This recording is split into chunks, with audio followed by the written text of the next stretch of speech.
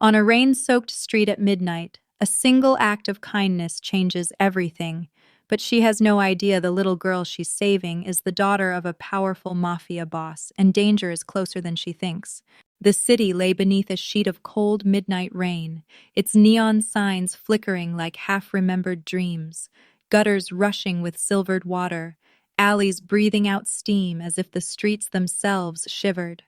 Beneath one swaying street lamp, a small figure crouched, a little girl in a rain-soaked frock with damp curls plastered to her cheeks, clutching her knees and sobbing so softly that the hiss of the rain nearly swallowed her voice, yet each sob seemed to pierce the night like a thread of glass. Along the sidewalk, shoulders hunched against the downpour, trudged Lysandra Vale, a nurse whose thin hospital coat had long lost the warmth it once promised, her shoes squelching from the long day's shift, her breath misting as she exhaled the weariness of another 14-hour stretch tending strangers. She would have passed the street lamp if not for that sound, a sound that was not the usual city wail of sirens or the hollow clatter of bottles rolling along the gutter, but the raw, broken cry of a child. Lys slowed, her instincts tugging her back even as her mind warned of the hour and the danger of deserted streets. Yet her feet turned toward the glow of the lamp.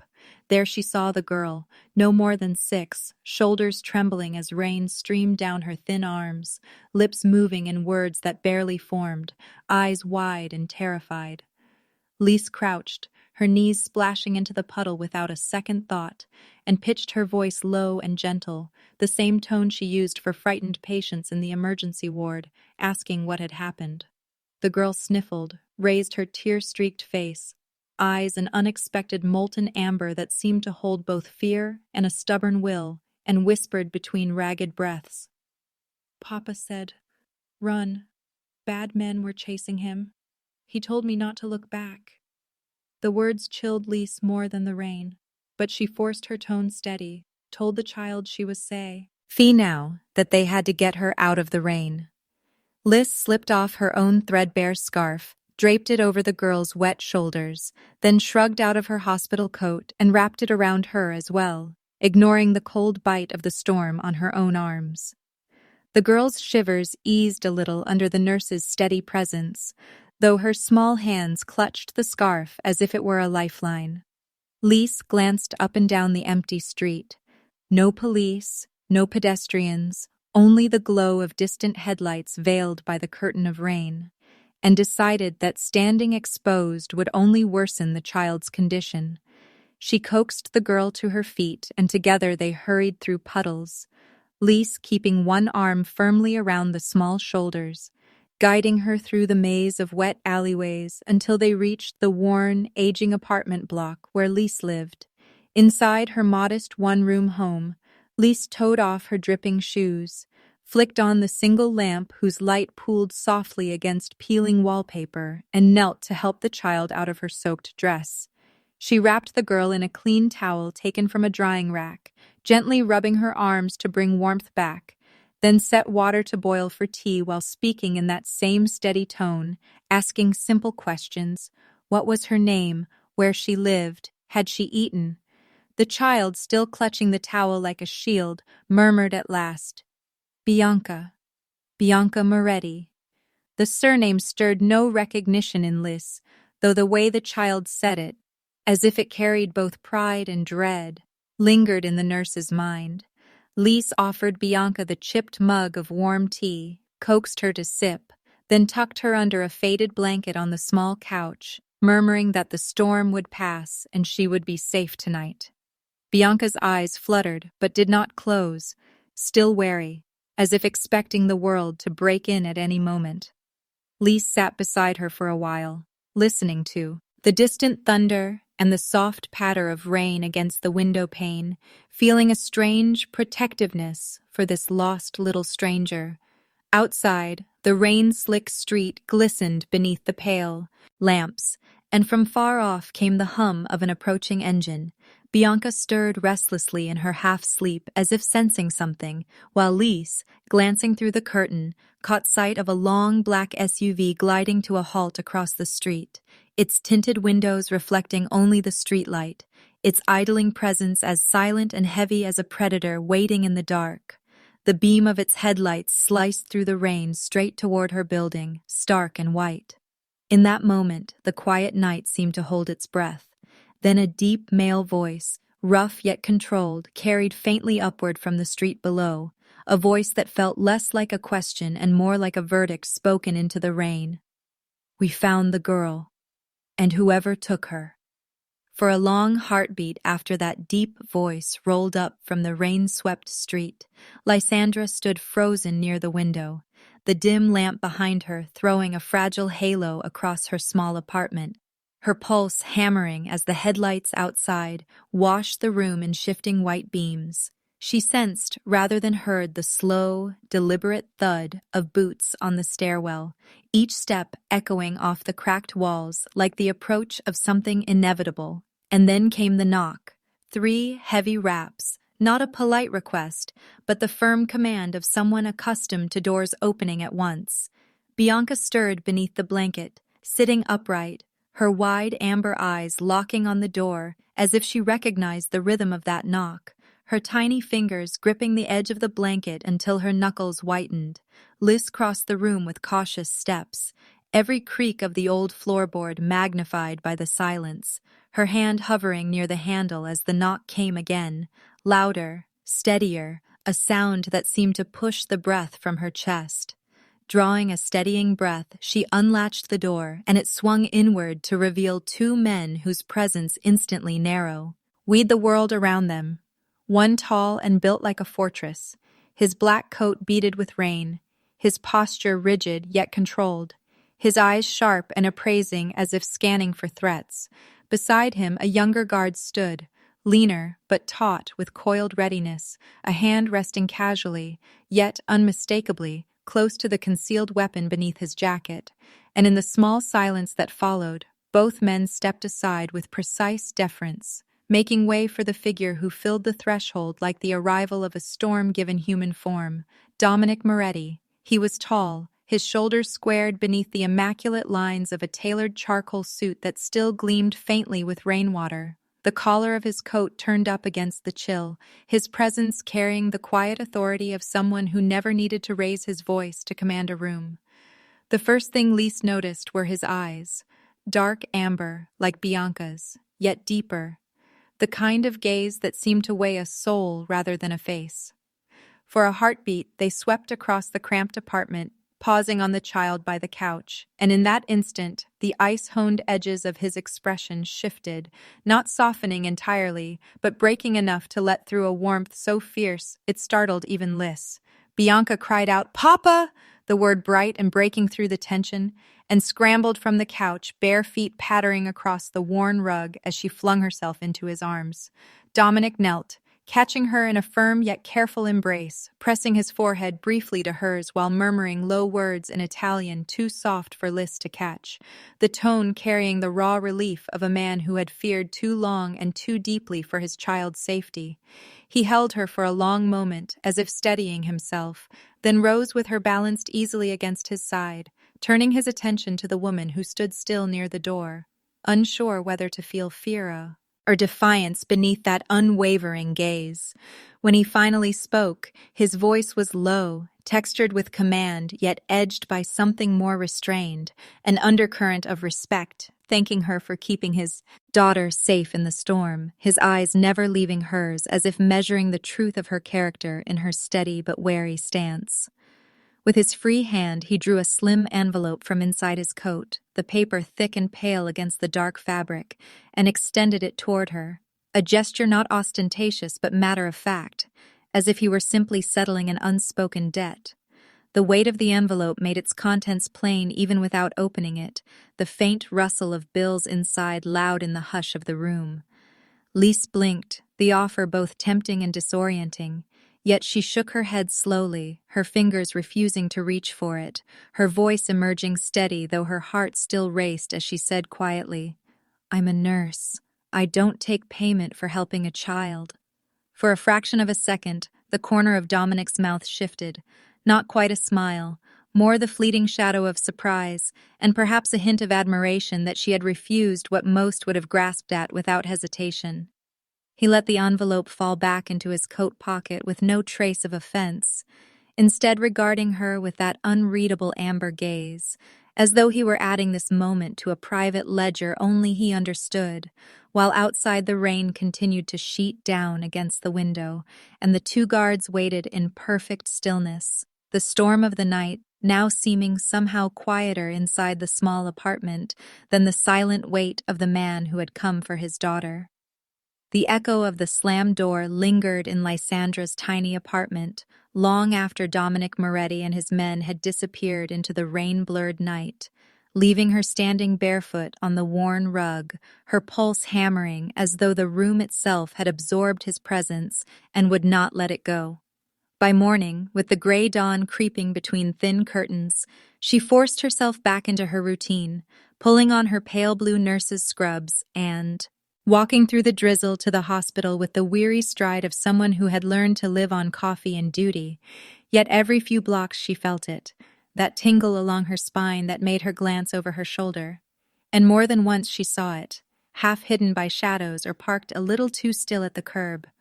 The same sleek black SUV with tinted windows, sometimes idling with its lights off, sometimes gone when she blinked. And though no one stepped out or spoke to her, the silent repetition of its presence felt less like random coincidence and more like a low note thrumming under her day. At the hospital, she tried to lose herself in the brisk rhythm of caring for patients, charting vitals, adjusting IV lines, listening to the hollow coughs of the homeless man in bed 9 and the restless breathing of the girl recovering from a winter fever. Yet when she passed the corkboard near the staff lounge, she stopped cold, staring at the new memo tacked up with a single red pin announcing the closure of the free clinic program she had fought for, the one that had given the forgotten people under the bridge a chance at antibiotics and clean dressings, and the letters on the page blurred for a moment as her throat closed, because she knew how much that program meant and how powerless she was to stop the board's decision. She forced herself through the day, smiling for patients, answering doctors with the right nod, but beneath the practiced calm, she felt something coiling, worry, frustration, maybe even a trace of the same dread she had felt last night when Dominic Moretti had stood in her doorway like a storm about to choose whether to break or pass. It was late when she walked home, the streets shining with rain again, the city lights trembling in puddles, and she climbed the narrow stairs to her apartment, fumbling for her keys, only to pause as her eyes caught the sings. The sharp color in the dim hallway, a blood-red camellia resting against her door, its petals perfect, too perfect, as if it had never known the dirt it grew from, and beneath it a cream-colored card, edged in black, the script bold and deliberate. A life for a life. Dinner. The Opal Suite. DM. For a moment, her fingers hovered over it without touching, as if it were alive and might bite. And then she snatched it up, unlocking the door quickly, her heart knocking against her ribs as she shut herself inside and leaned against the door, staring at the words under the yellow lamplight, while the city hummed outside. She told herself to tear it up, to throw the flower in the trash, to forget the shadowed world that had brushed her life twice now. But as she laid the camellia on the table, she noticed her phone vibrating and saw the message flash across the screen, short and certain, carrying an offer that felt like a chain. I can make the board change its decision. Let me. The thought of the clinic's patients, thin faces lined with hunger, children coughing in the cold, the ones who had begun to trust her care, pressed in on her resolve, and she paced the small room with her arms crossed as if to hold herself together, wondering if going to dinner would be surrender or strategy, danger or salvation. The rain ticked against the window while she stood in front of the old wardrobe, pulling open the narrow door to reveal her meager clothes, scrubs, 2 worn blouses, and at the far end, swaying like a memory of another, more hopeful life, the only black dress she owned, simple but cut in a way that hinted at quiet grace. And for a long, unbroken moment, she stared at her reflection in the warped mirror, seeing not the efficient nurse who stitched up wounds at midnight, but a woman about to step of her own will into the lion's den, knowing that every beat of her heart sounded loud enough for the shadows outside to hear. The echo of the slammed door lingered in Lysandra's tiny apartment long after Dominic Moretti and his men had disappeared into the rain-blurred night, leaving her standing barefoot on the worn rug, her pulse hammering as though the room itself had absorbed his presence and would not let it go. By morning, with the gray dawn creeping between thin curtains, she forced herself back into her routine, pulling on her pale blue nurse's scrubs and walking through the drizzle to the hospital with the weary stride of someone who had learned to live on coffee and duty. Yet every few blocks she felt it, that tingle along her spine that made her glance over her shoulder, and more than once she saw it, half hidden by shadows or parked a little too still at the curb. The same sleek black SUV with tinted windows, sometimes idling with its lights off, sometimes gone when she blinked, and though no one stepped out or spoke to her, the silent repetition of its presence felt less like random coincidence and more like a low note thrumming under her day. At the hospital, she tried to lose herself in the brisk rhythm of caring for patients, charting vitals, adjusting IV lines, listening to the hollow coughs of the homeless man in bed 9 and the restless breathing of the girl recovering from a winter fever. Yet when she passed the corkboard near the staff lounge, she stopped cold, staring at the new memo tacked up with a single red pin announcing the closure of the free clinic program she had fought for, the one that had given the forgotten people under the bridge a chance at antibiotics and clean dressings. And the letters on the page blurred for a moment as her throat closed because she knew how much that program meant and how powerless she was to stop the board's decision. She forced herself through the day, smiling for patients, answering doctors with the right nod, but beneath the practiced calm she felt something coiling, worry, frustration, maybe even a trace of the same dread she had felt last night when Dominic Moretti had stood in her doorway. I like a storm about to choose whether to break or pass. It was late when she walked home, the streets shining with rain again, the city lights trembling in puddles, and she climbed the narrow stairs to her apartment, fumbling for her keys, only to pause as her eyes caught the single sharp color in the dim hallway, a blood-red camellia resting against her door, its petals perfect. Too perfect, as if it had never known the dirt it grew from, and beneath it a cream-colored card edged in black, the script bold and deliberate, a life for a life. Dinner, the opal suite. DM. For a moment her fingers hovered over it without touching, as if it were alive and might bite, and then she snatched it up, unlocking the door quickly, her heart knocking against her ribs as she shut herself inside and leaned against the door, staring at the words under the yellow lamplight while the city hummed outside. She told herself to tear it up, to throw the flower in the trash, to forget the shadowed world that had brushed her life twice now. But as she laid the camellia on the table, she noticed her phone vibrating and saw the message flash across the screen, short and certain, carrying an offer that felt like a chain. I can make the board change its decision. Let me. The thought of the clinic's patients, thin faces lined with hunger, children coughing in the cold, the ones who had begun to trust her care, pressed in on her resolve, and she paced the small room with her arms crossed as if to hold herself together, wondering if going to dinner would be surrender or strategy, danger or salvation. The rain ticked against the window while she stood in front of the old wardrobe, pulling open the narrow door to reveal her meager clothes, scrubs, 2 worn blouses, and at the far end, swaying like a memory of another, more hopeful life, the only black dress she owned, simple but cut in a way that hinted at quiet grace. And for a long, unbroken moment, she stared at her reflection in the warped mirror, seeing not the efficient nurse who stitched up wounds at midnight, but a woman about to step of her own. When Will into the lion's den, knowing that every beat of her heart sounded loud enough for the shadows outside to hear, The echo of distant gunfire still rattled the windows of the Opal suite as Dominic's hand closed firmly yet protectively around Lisa's wrist, pulling her from the candlelit table into the corridor, where his security detail moved with sharp, economical precision, their boots slapping against marble floors, slick with rain, carried in by the gusty wind.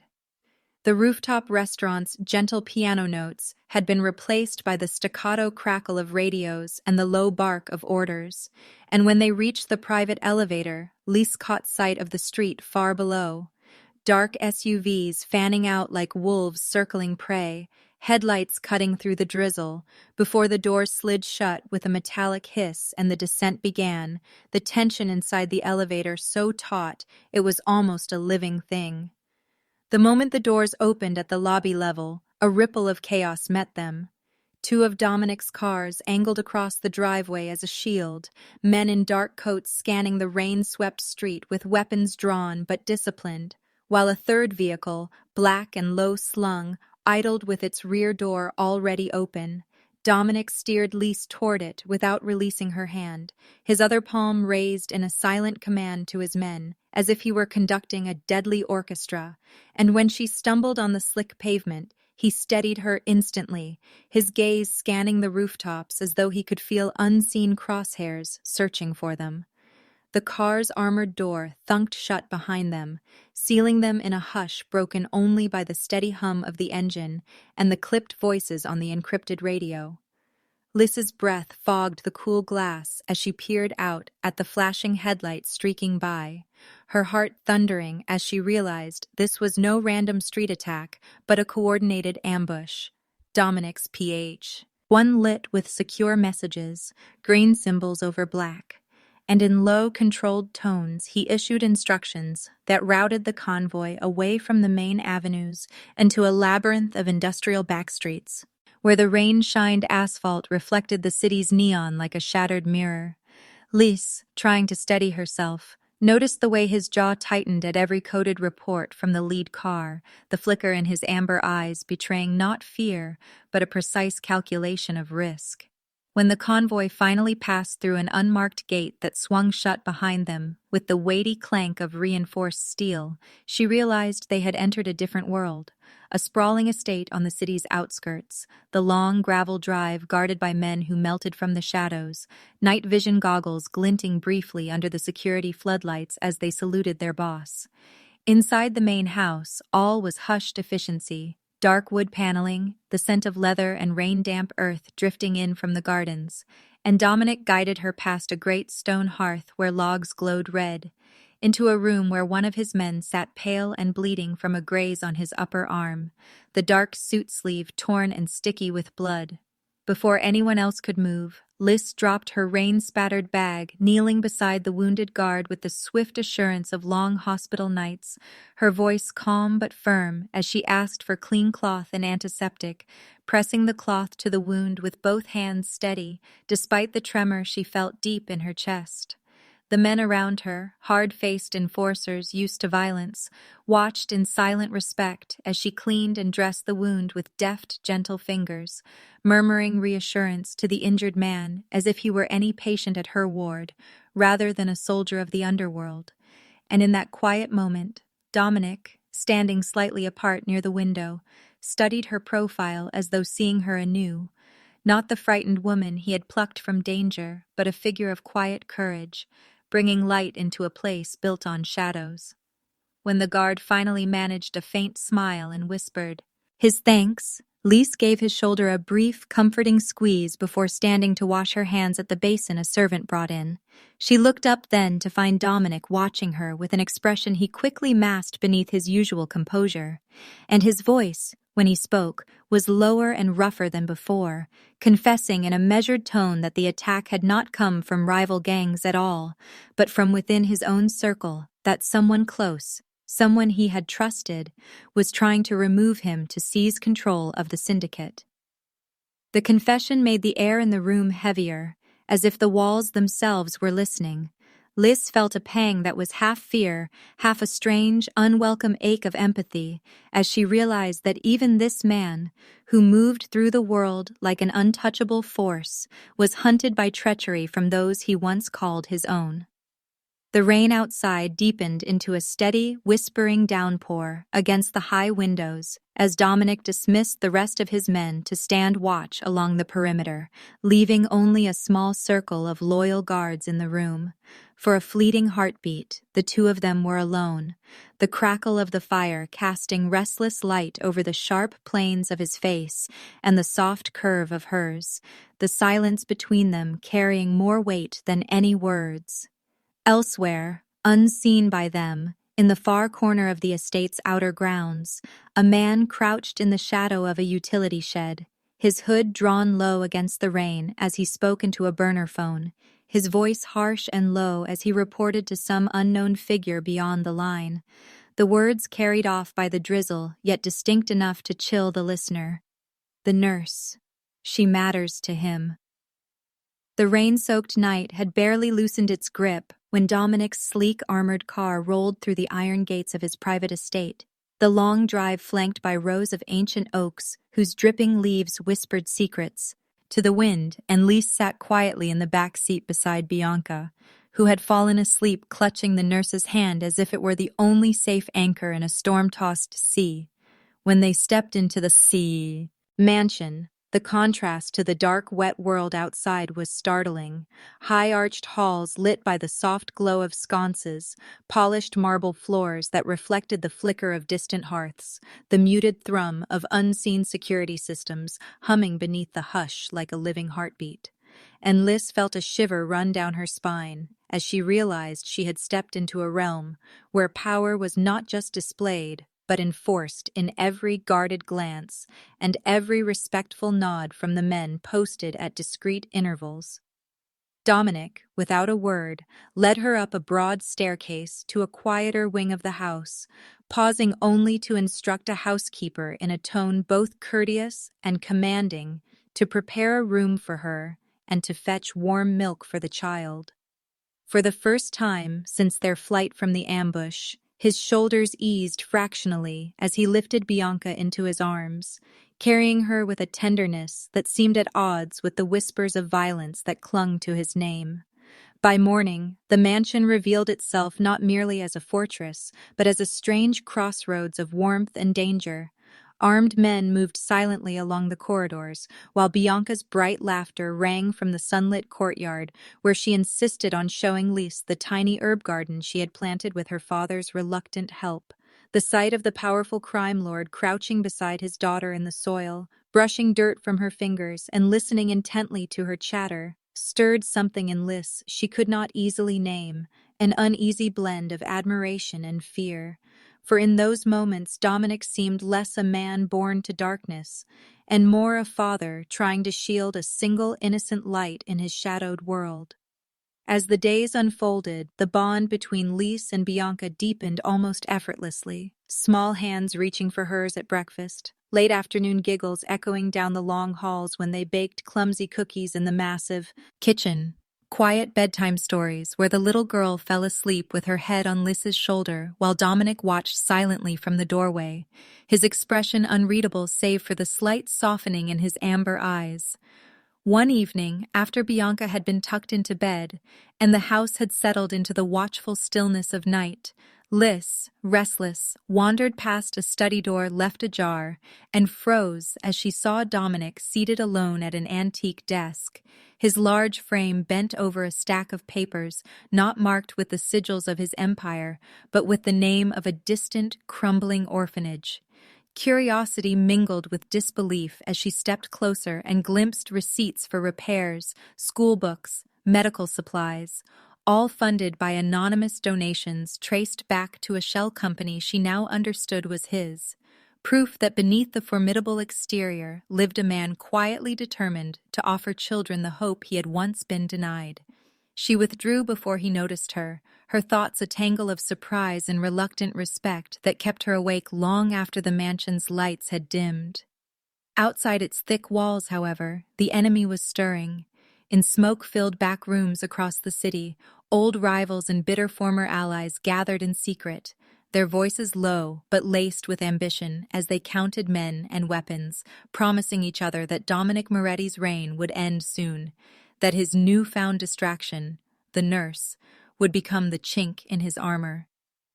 Unaware of these plotting shadows, Lys spent the following day in the garden teaching Bianca how to braid flowers into little crowns, her heart tugged by the sight of the child's simple joy and the unspoken weight in Dominic's gaze whenever he passed by, pausing briefly as if to memorize the scene before striding off to meetings that smelled of gun oil and danger. That night, after Bianca had fallen asleep curled beneath the quilt Lys had tucked around her, Lys lingered near the grand staircase, the hush of the mansion settling over her like a heavy velvet curtain, and as she turned to head to her room, she heard voices, low, sharp, urgent, drifting from the library. Moving closer on soundless feet, she recognized Dominic's measured growl, countered by Vincenzo's deeper, rough-edged protest, and when she shifted just enough to see through the crack in the heavy door, she found Dominic standing rigid by the window, one hand clenched on the sill as the city lights blinked far below like distant fires. His voice low, yet heavy with a conflict that felt almost personal as he told his lieutenant, "I don't want her near this war, but I can't let her go." The words carrying across the polished floor like a confession, torn from the core of a man who had spent his life believing nothing could ever touch him. The hush that lingered after Dominic's tense words to Vincenzo seemed to follow Lys long after she slipped away from the library door, and it was still on her mind when, the next evening, Dominic himself found her standing alone at the edge of the terrace, the night air cool with a distant promise of rain, and the garden below glimmering with scattered lanterns that swayed gently in the breeze. Without the usual shadow of his bodyguards, he asked in a voice softer than she had ever heard, almost tentative, if she would walk with him. And though her pulse stuttered, she agreed, letting him lead her down a winding stone path toward a quiet alcove where a centuries-old oak spread its branches like a great umbrella over a bench tucked amid roses that held their heads low under the damp night. For the first time since she had met him, he did not carry the weight of command in his posture. Instead, he seemed simply a man, tall and strong, yet touched by an almost uncertain gravity as he sat beside her and gazed out over the garden as though it were a distant memory rather than the sanctuary he had built. The silence between them stretched, filled by the chirring of unseen crickets and the faint rustle of leaves, until finally he spoke, his voice low, carrying a roughness that was not anger but old pain. He told her of the years when he was barely more than a boy on the streets, trying to keep his younger brother alive after their parents' deaths, of the day his brother was caught in the crossfire of a street war, of the bitter drive for power that had carried him to the top of the criminal empire he once swore to destroy. Then, more quietly still, he told her of his late wife, Bianca's mother, a gentle woman who had believed she could draw him out of the dark, only to be lost to an illness he could not fight with all his guns and men, leaving him to raise their daughter with a heart that had turned colder each passing year.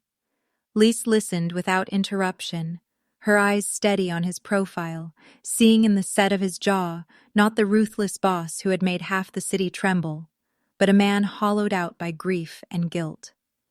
When he finally fell silent, she reached out almost hesitantly, resting her hand lightly over his where it lay clenched on his knee, and told him in her warm, calm voice that it was never too late to change, that the path forward might be steep, but he was not beyond redemption as long as he still cared for his child. Her words seemed to settle in the air like the first drops of rain before a storm, and for a long moment he simply looked at her as if trying to understand how someone who had seen the worst of humanity in hospital wards still believed there was something worth saving in a man like him. Then, as the wind shifted and the lanterns overhead swayed, a slow, almost reluctant smile touched his mouth, softening the severe lines of his face. And in that smile, she glimpsed the man Bianca must have once known. A hush deeper than the night itself fell over the garden as he shifted slightly closer, his broad shoulders seeming less imposing, and when she shivered, in the cool air, he wordlessly slipped his jacket from his shoulders and draped it around her, the gesture so natural and unguarded that for an instant she forgot the guns, the armored cars, the world of violence that surrounded them. Under the pale gold glow of the lanterns, they sat in silence that felt less like distance and more like understanding, and after a while, as though some invisible barrier had finally lowered, Dominic turned to her, his eyes no longer hard amber, but something warmer, more human, and in a voice that carried the weight of confession and hope in equal measure, he murmured, "You make the chaos feel human."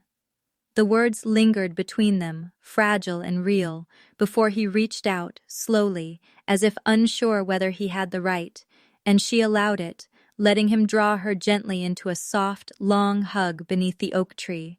the kind of embrace that did not demand or promise more than it could hold, yet carried in its stillness the unspoken beginning of trust and something deeper that neither dared name. The breeze lifted a few stray rose petals into the air around them, the gardens quiet almost like a lullaby, until suddenly the spell was torn apart by the sharp crunch of boots on gravel and the harsh rasp of a man's breathing as one of Dominic's guards came running from the shadows, his face pale under the lantern light, his voice rough with urgency as he blurted, "They've taken Bianca." Dominic froze at the guard's breathless words, his face hardening into something almost carved from granite as the night wind whipped through the lantern-lit garden. The fragile moment between him and Lys shattered like glass beneath a hammer, yet he kept his voice low and dangerous as he demanded every detail, and as Vincenzo stammered that the kidnappers had struck inside their own circle, the truth slid into the open like a knife unsheathed. His own consigliere, the man who had sat at his right hand for years, had betrayed him for a rival syndicate's promise of power. Dominic's fury was not a shout but a storm that seemed to bend the air around him as he barked crisp orders into his encrypted phone, his network coming alive across the city. Informants whispering in alleys, unmarked cars sliding out of hidden garages, anonymous accounts funneling money to buy silence or speed, while Lys stood at his side, pale but steady, her heart hammering at the thought of little Bianca in enemy hands. And when Dominic told her in a voice that brooked no argument to stay behind in safety, she stepped forward until the rain glinted in her eyes and said she would not let the girl face that nightmare alone. And he, seeing that same unyielding courage that had first drawn his respect, gave a short, sharp nod and motioned for a bodyguard to keep her close. The drive through the night was a blur of wet streets, the convoy's headlights slicing the rain, radios crackling with terse updates as the city seemed to shrink into the narrow path leading to the warehouse by the docks, its corrugated walls streaked with rust and rainwater, its windows like dark watching eyes. And when the convoy rolled to a stop, the air smelled of wet metal and salt, of the river churning under the storm, the rival syndicate's men visible as silhouettes with rifles beneath dripping awnings. Dominic stepped out first, his suit damp and clinging, yet his movements measured, his presence as commanding as a general on a battlefield, and with a quiet glance over his shoulder, he signaled Lys to stay a pace behind him as they approached the building's yawning entrance, their shoes splashing through puddles that mirrored broken slivers of light. Inside the warehouse, shadows sprawled across stacks of wooden crates and pools of rainwater leaking from the ceiling, and at the far end, beneath a single swaying bulb, Bianca sat bound to a chair, her small face pale but defiant as her captor. Dominic's former consigliere stood beside her with a thin, triumphant smile, flanked by the rival boss, whose rings flashed when he gestured lazily with his cigarette, as if the whole deadly game were already won.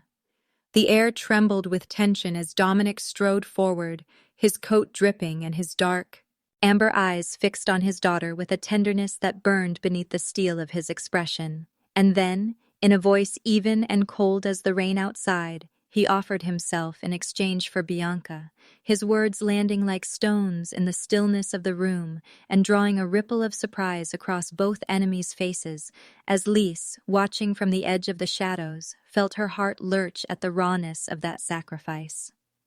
The consigliere's grin widened as he signaled for the girl to be released, savoring the moment of supposed triumph while the rival boss stepped closer to Dominic, gloating aloud about how easily a kingdom could be toppled when loyalty was bought and sold. And in that instant, while the attention of every man in the room fixed on Dominic's calm defiance, Lys's nurse-trained eyes caught the subtle movement in a high-raftered corner, the faintest glint of metal against the darkness, and her breath seized as she realized a hidden gunman had taken aim, the barrel of his rifle aligned with Dominic's chest, the storm outside punctuating the scene with distant thunder as the seconds stretched, the choice to act or cry out hanging in her throat like the fragile edge of fate itself.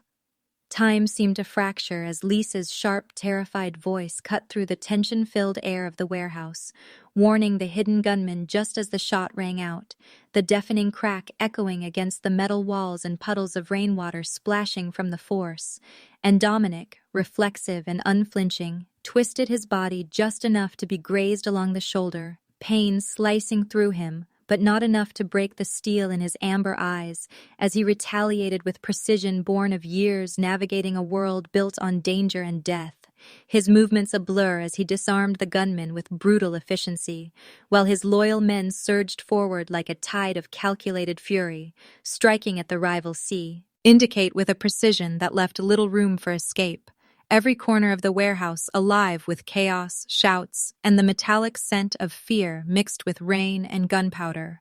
Lys, heart hammering in her chest, rushed toward Bianca and threw herself in front of her, the child's small body trembling as Dominic's voice roared over the din, giving orders that seemed both calm and impossibly absolute, directing men to neutralize threats, secure the exit, and cover their own as the enemy realized too late that the lion they thought trapped had turned the tables, their confident gloating shattered by Dominic's icy control of the battlefield, the warehouse itself seeming to quake under the intensity of the confrontation as flashes of gunfire lit up the darkness like a staccato lightning storm, and yet amidst the violence, Lys's eyes met Dominic's for a fraction of a heartbeat, seeing not just the predator, but the man who had risked everything for the life of a little girl he loved more than anything. Suddenly, blue and red lights streaked across the broken windows as police vehicles arrived, tipped off anonymously, their sirens wailing a chaotic symphony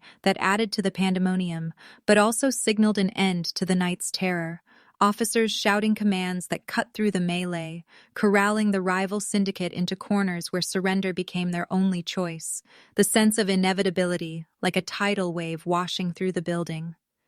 Dominic, wounded but unbowed, allowed himself a brief glance at Lys, her hair damp and plastered against her face, eyes wide but fierce as she checked Bianca's bonds, her hands trembling slightly yet steady in their care. And he realized that even as bullets had flown, even as betrayal had stung, the chaos had also revealed the truth, that courage and love could survive in the eye of the storm, and that some bonds were forged not in calm but in fire.